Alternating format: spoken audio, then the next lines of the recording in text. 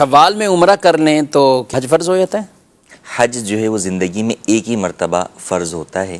اگر کسی شخص نے ایک مرتبہ حج کر لیا تو دوبارہ اس کے اوپر حج جو ہے وہ فرض نہیں ہوگا.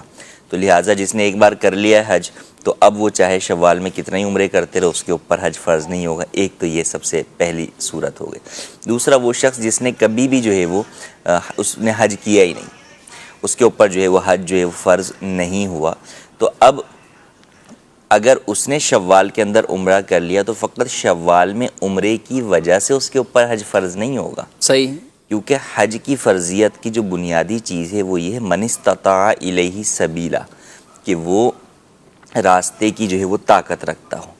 دراصل وہ اس وقت جب کہ شوال کے جو حج کے مہینے ہیں شوال, ذوالقعدہ, ذوالحجہ, اس میں وہ مکۃ المکرمہ میں موجود ہے.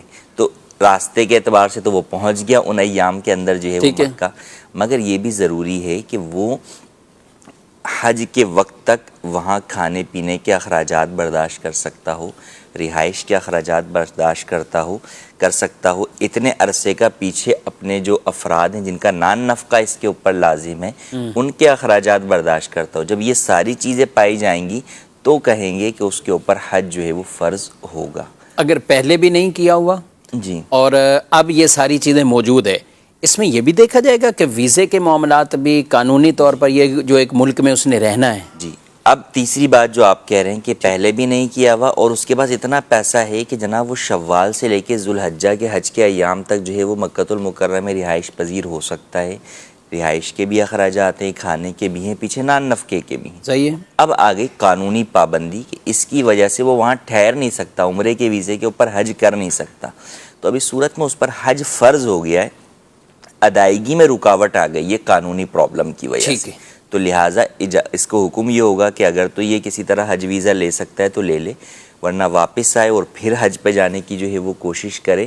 اگر نہیں کوشش کامیاب ہوتی تو بھی بہرحال اس پر حج فرض ہو گیا.